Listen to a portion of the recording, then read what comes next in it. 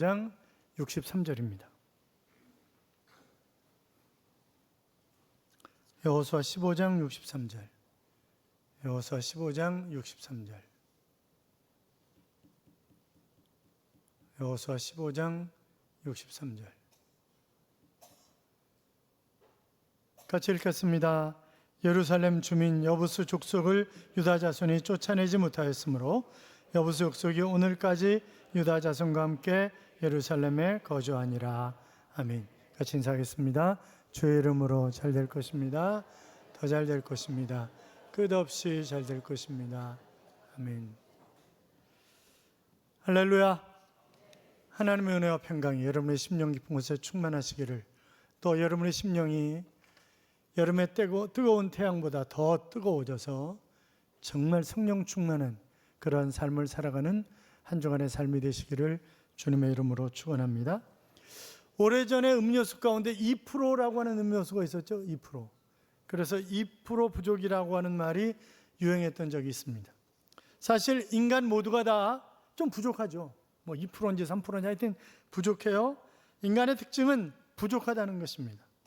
사람들은 자기가 완벽하다고 생각하고 저 사람은 2% 부족하다 이렇게 생각을 하죠. 그러나 실상은 모두가 다 2% 부족한 것입니다. 의인은 없나니 하나도 없으며 모든 사람이 다 죄를 범하였으며. 무슨 소리야, 난 완벽해. 손 들어보세요. 뭐 그런 사람 아마 없을 거예요. 그런 사람 없을 거예요. 옆에 사람하고 인사하겠습니다. 제가 좀 모자라거든요. 이해해 주세요.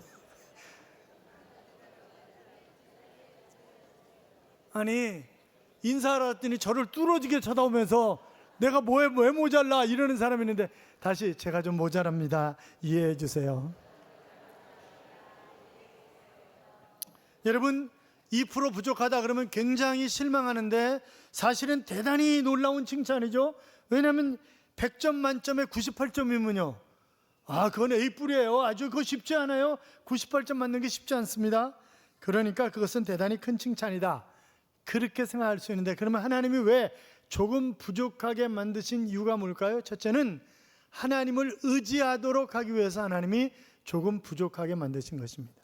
내가 만약 완벽하다고 생각하면 절대 하나님 의지하지 않습니다. 하나님의 품을 쉽게 떠날 것입니다. 그러나 부족하다고 느끼기 때문에 하나님 앞에 엎드리는 것이고 기도하고 이러는 것 아니겠습니까? 또 하나님이 우리를 부족하게 만드신 것은 계속해서 하나님이 우리를 도와주시겠다고 하는 그런 의미가 담겨져 있는 것입니다. 그래서 보혜사 성령으로, 보혜사는 뭐예요? 돕는 자잖아요. 그래서 우리에게 오셔서 우리를 도우시는 것입니다. 그렇기 때문에 부족하다라고 하는 것은 하나님의 특별한 사랑이 담겨져 있는 것이다, 그렇게 얘기할 수 있습니다. 자, 그러면 2% 부족한 인간이 어떻게 살아가야 하겠습니까? 아니, 2% 부족하게 만드셨다면 그러면 부족함을 채우고 살아갈 수 있는 방법도 하나님이 준비하신 것 아니겠어요? 그것은 하나님을 바라고 하나님을 의지하고 순종하며 살아가면 된다고 하는 것입니다. 성경을 읽다 보면 우리가 종종 순종하기 어려운 그런 하나님의 명령들이 참 많이 있습니다.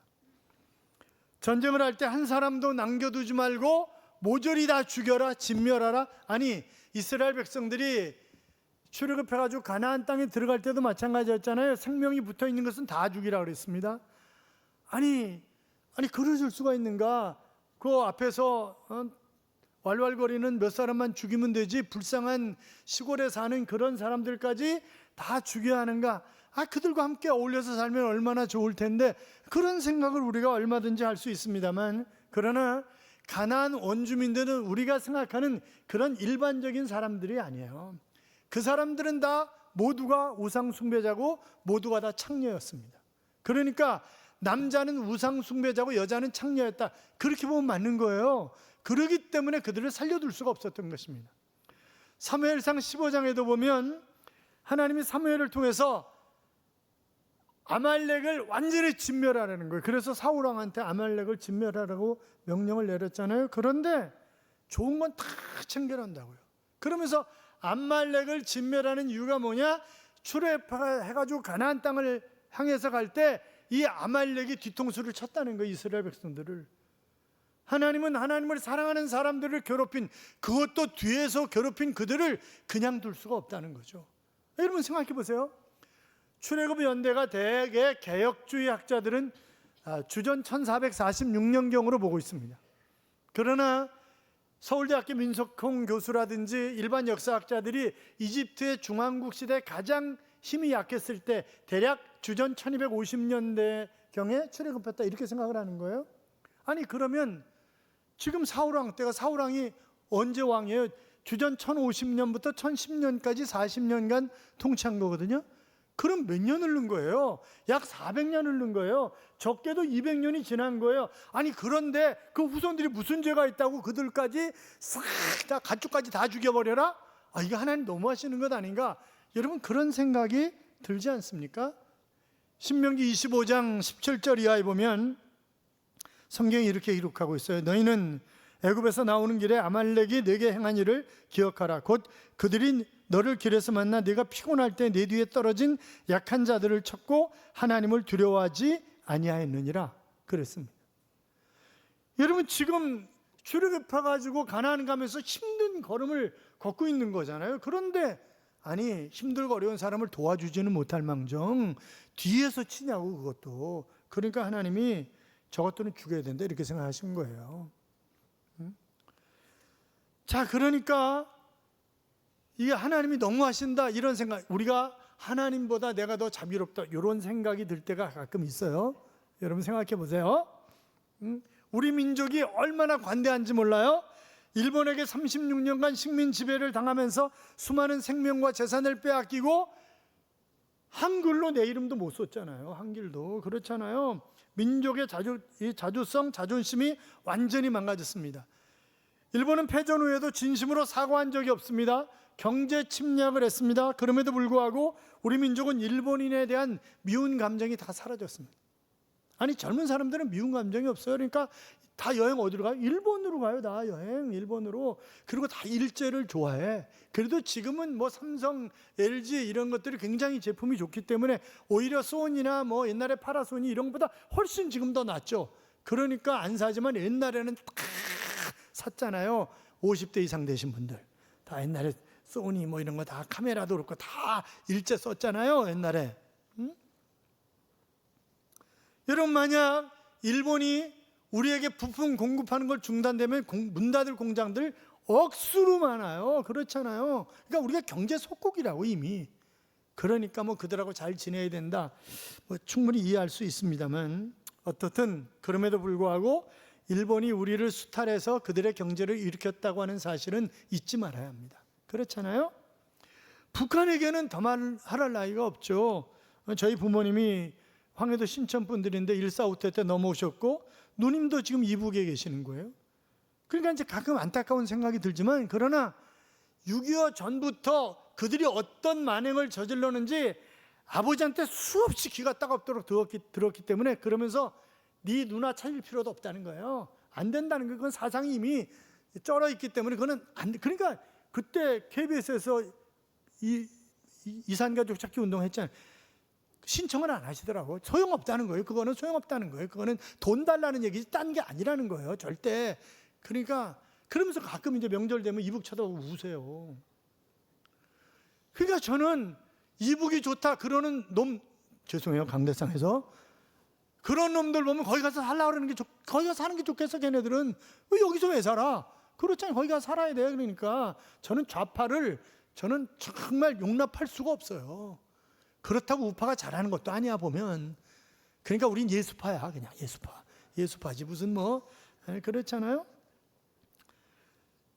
우리 자신도 그렇죠. 심한 인격 살인자고 그 사람이 하는 말이 이단인지 산단인지 구분을 못해서 그냥 허우대만 멀쩡하고 나에게 잘해주면 그 사람 좋은 사람이야.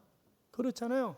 지난 금요일 날 부교육자 면접을 하러 왔어요. 그런데 이 친구가 와가지고 목사님 제가 사실은 목사님 뵈러 온 거지 면접하러 온 것은 아닙니다. 그래서 그럼 왜 왔냐? 그랬더니 사택을 안 주시잖아요. 그래서 야 우리 교회는 담임 목사도 사택이 없어. 그런데 어떻게 부교육자한테 사택을 주냐? 그게 말이 되냐? 그러니까 제가 못 와요. 그러면서 근데 왜 왔냐? 그랬더니 이제 이 친구가 안양대학교 졸업하고 백석신대원 졸업하고 이런 친구예요.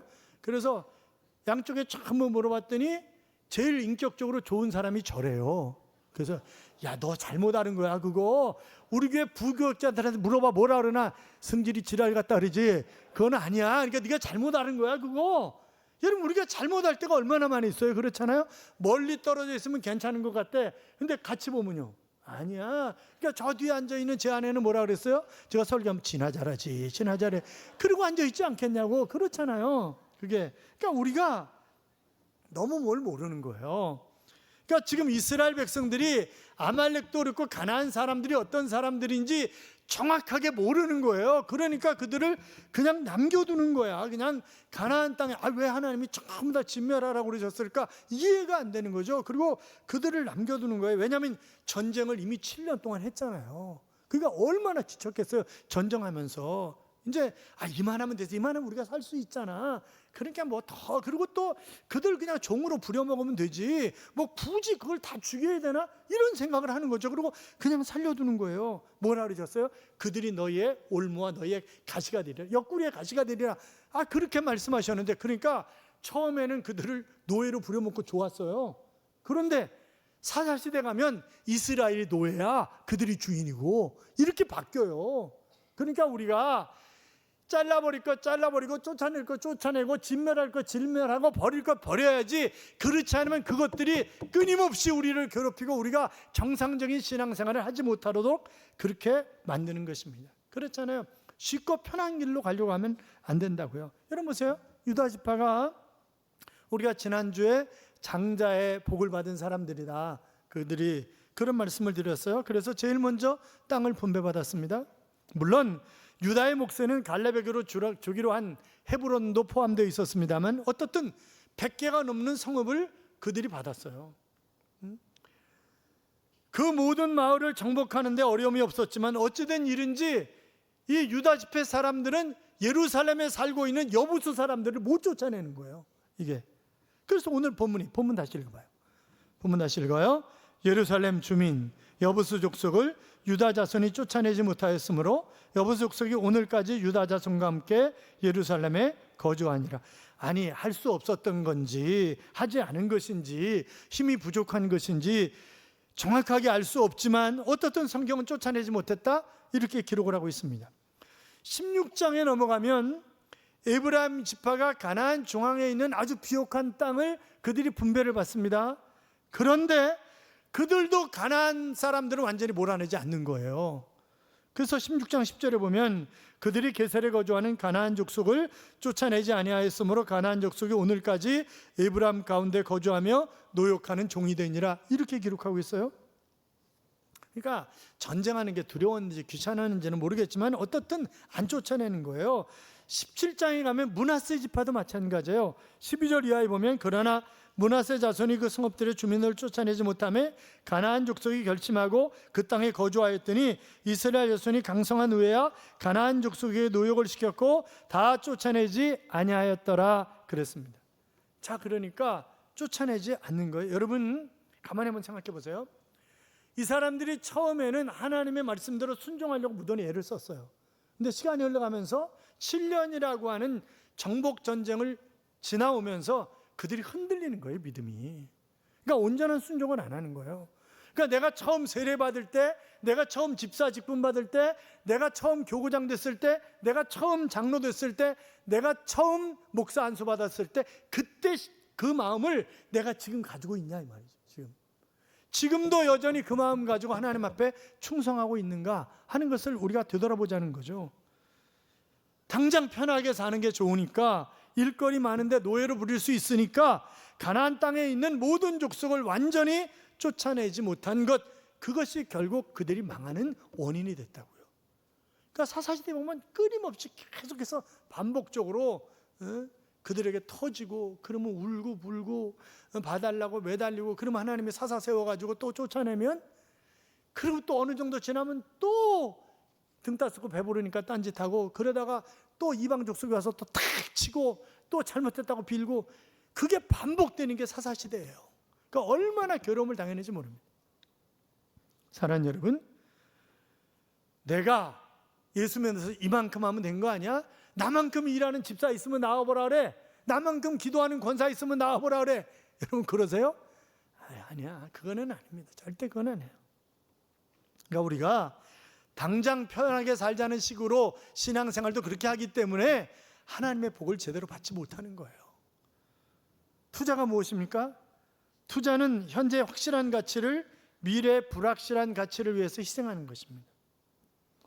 지금 내가 얼마든지 좋은 옷 사 입을 수 있고 또 외식도 마음껏 할 수 있지만 그래도 미래를 위해서 투자하잖아요. 저축도 하고 이것저것. 지금 손해보는 것 같지만 그때 더 많은 것을 얻기 위해서 희생하는 것입니다. 우리 교회가 돕는 사람들과 함께 국내 어려운 어르신들과 교회들 구제 사역을 하고 있습니다. 또 장학 사업도 하고 있습니다. 심지어는 해외까지 도미니카라든지 탄자니아, 말레이시아 이런 어린이 지원 사역을 해오고 있습니다. 주님은 가난한 소자에게 냉수 한 그릇이라도 대접한 것 곧 내게 한 것이다. 그렇게 말씀을 하셨어요. 나도 힘들고 어렵지만 최선을 다해서 섬기면 주님이 마지막 날뿐만이 아니라 이 땅에 사는 날 동안도 하나님이 나를 풍요롭게 하시는 하나님이십니다. 자, 전쟁이 어느 정도 마무리되고 편안해지니까 하나님께 순종하면서 누렸던 그런 복을 잊어버린 거예요. 어떤 일을 결정할 때 우리가 하나님이 어떻게 생각하실까? 정말 하나님이 기뻐하실까? 하나님 마음에 드는 일일까? 생각하면서 해야지. 목전의 이익 앞에 눈이 어두우면 결단코 안 된다. 나의 이익이냐? 하나님의 명령이냐? 이것을 놓고 우리가 고민할 때 많이 있지만 분명한 것은 하나님은 하나님의 뜻에 순종하는 사람들에게 복을 주시는 하나님이지. 그러니까 축복과 일은 어원이 같다고요. 이제 우리는 완전히 쫓아내라고 하는 하나님의 말씀에 온전히 순종하지 못해서 결국 우상 숭배까지 했던 이스라엘 민족을 기억하면서 하나님의 부르심에 하나님의 맡겨주신 일에 온전히 순종하는 그런 삶을 살아가야 할 것입니다. 여기 듣다라고 하는 이 순종이라고 하는 말은 히브리 원어가 듣다라고 하는 말입니다. 그러니까 누군가의 말을 듣는 것을 순종한다라고 하는 것인데 단순히 귀를 기울여서 듣는다는 것이 아니라 하나님의 백성은 하나님의 말씀을 듣고 하나님의 말씀대로 행한다라고 하는 그런 의미가 담겨져 있는 것이 바로 순종이라고요. 그러니까 우리가 죄의 유혹 앞에서 아주 단호해야 합니다. 하나님이 그렇게 하라고 그러시면 단호하게 거절해야지. 작은 유혹을 받아들이면 그러면 그것은 끝이 없는 거예요. 그러니까 사막에서 낙타를 타고 가다 저녁에 기온이 떨어지니까 이놈이 얼마나 추울까 그래가지고 머리만 들어오게 해서 자게 하면 나중에는 낙타한테 쫓겨나는 거예요. 전막에서. 그렇잖아요. 그러니까 처음서부터 아예 못 들어오게 해야 되는 거지. 이런 이야기가 있습니다. 글을 쓰는 작가인 어느 사람이 어느 날부터인가 글 쓰기가 싫은 거예요. 살기가 싫어. 죽고 싶어. 이러다 내가 안 되지 이러면서 친구인 정신과 의사를 찾아갔습니다. 그래서 어떻게 했으면 좋겠냐고. 나 살고 싶지가 않다고 이야기를 쭉 듣더니 이렇게 물어봅니다. 여보게, 그러면 자네가 어릴 때 가장 좋아했던 건 뭐야? 그랬더니 내가 갈매기 울음소리, 파도소리 이런 거 참 좋아했지. 바닷가에서 자랐잖아. 그렇게 얘기를 하는 거예요. 그러더니 잠깐만 기다려봐. 그러더니 처방전을 4개 써가지고 나왔습니다.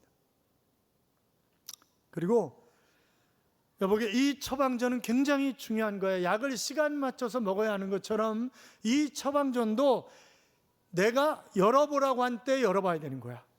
그러면서 이제 이 처방전은 자네가 자라났던 고향 바닷가에 가서 첫 번째 처방전을 열어봐.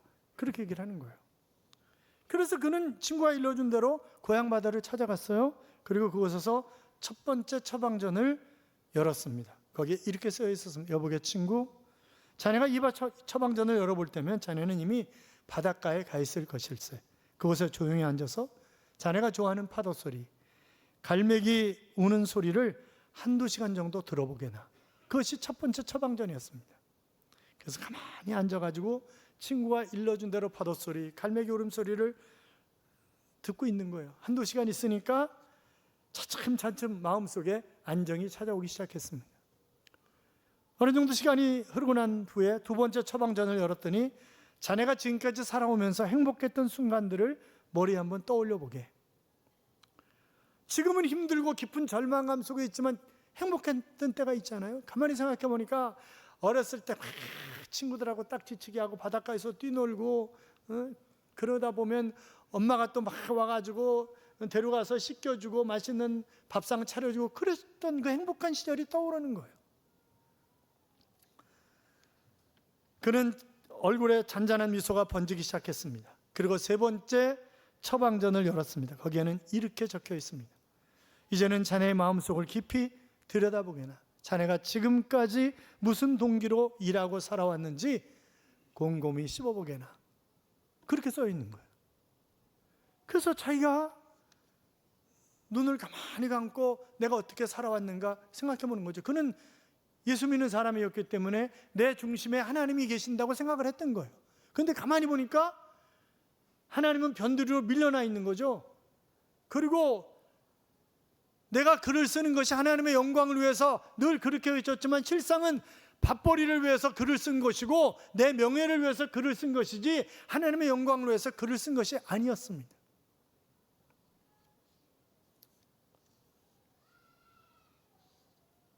그는 네 번째 하염없이 눈물을 흘리면서 처방전을 열었습니다. 거기에는 이렇게 쓰여 있었습니다. 여보게, 이제는 자네의 죄를 자백할 때가 되었네. 모래사장 위에 자네가 자백해야 할 죄들을 낱낱이 기록해 보게나. 그는 울면서 모래사장 위에 자신의 죄를 써내려가기 시작했습니다. 하나님 앞에 불충했던 것들, 사랑하는 가족들에게 섭섭하게 했던 것들, 이웃에게 잘못 행한 것들, 이런저런 거 생각나는 대로 빠짐없이 모래사장 위에 쭉 자기의 죄를 기록했습니다. 그리고 처방전에 있는 대로 몇 걸음 뒤로 물러나서 하나님 앞에 용서해달라고 끝전에 눈물로 기도했습니다. 기도가 끝난 후에 눈을 뜨니까 깜짝 놀란 거죠. 파도가 밀려와가지고 자기의 그 죄에 써놓은 것들을 싹 쓸고 간 거예요. 그러면서 머리에 탁 스치는 것이 예수 그리스도의 보혈의 피가 내 죄를 이렇게 씻어갔구나, 그런 생각이 들더라는 거예요. 그래서 그는 다시 일어서서 회복되어 자기의 삶을 충실하게 살아가고 있다 하는 그런 간증을 써놨습니다. 사랑하는 여러분, 우리의 힘으로는 쓰나미같이 거대한 물결로 우리에게 밀어닥치는 유혹과 죄악의 파도를 뛰어넘는 것이 쉽지 않습니다. 우리를 용서하시는 예수 그리스도의 십자가의 은혜 안에 머무를 때 주님이 주시는 힘으로 우리가 그것을 이겨나갈 수가 있는 것입니다. 성경에서 가장 중요한 단어 가운데 하나가 피예요. 성경 전체 460번이 사용되었는데 구약에만 362번이 사용되었습니다. 그래서 자유주의 신학자들은 기독교를 푸주간의 종교다, 그렇게 이야기를 하고, 푸주간의 종교는 원시 종교이기 때문에 현대에 필요하지 않다, 그런 얘기를 합니다. 그들이 원하는 것은 피 없는 그런 종교입니다. 그러나 이것은 예수 그리스도의 가르침과 정면으로 배치되는 사상이고 성경 전체를 부정하는 매우 악한 그런 주장입니다. 레위기 17장 11절에 보시면 육체의 생명은 피에 있습니다.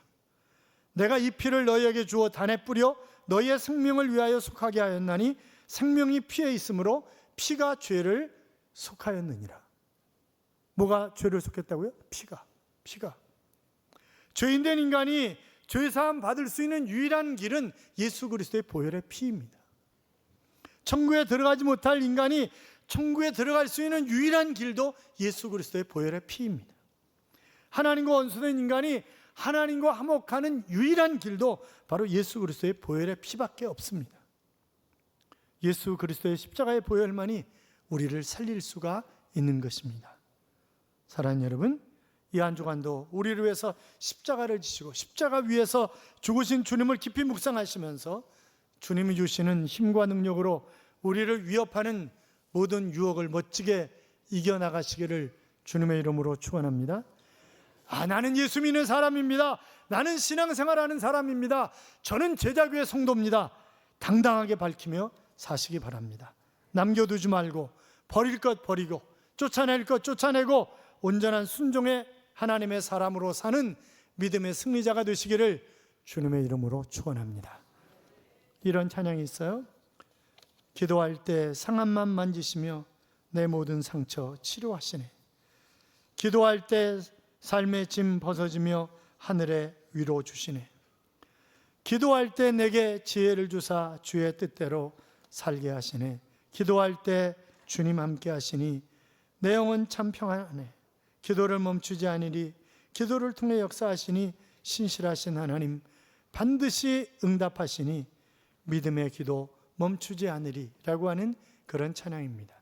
사랑하는 여러분, 내 힘으로 이겨낼 수 없기 때문에 우리가 기도하면 하나님이 우리에게 힘을 주셔서 유혹과 단절된 삶을, 아니 그 유혹을 넘어서는 그런 삶을 살아갈 수가 있는 것입니다. 기도의 사람이 되시기를 축복합니다. 넉넉히 하나님과 더불어 승리하는 삶을 살아가시기를 주님의 이름으로 축원합니다. 축원합니다.